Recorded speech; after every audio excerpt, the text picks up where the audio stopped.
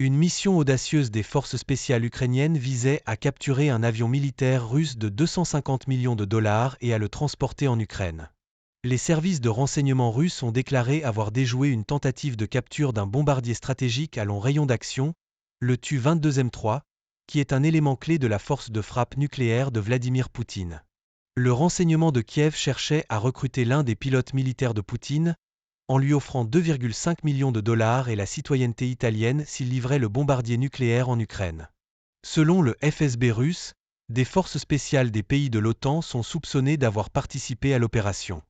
Le renseignement ukrainien avait prévu de recruter un pilote militaire russe en lui promettant une récompense monétaire et la citoyenneté italienne en échange de la livraison de l'avion en Ukraine, a déclaré le FSB russe. Les images publiées par le renseignement russe montrent une grande quantité de dollars américains, qui auraient été promis au pilote en échange.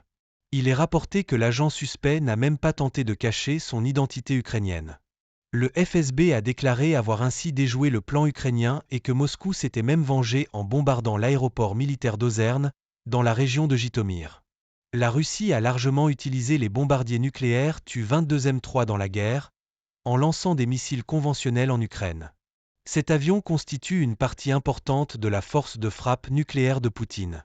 Le Tupolev Tu-22M3, qui a été utilisé pour la première fois par la Russie lors des bombardements de Mariupol, a un rayon d'action d'environ 7000 km.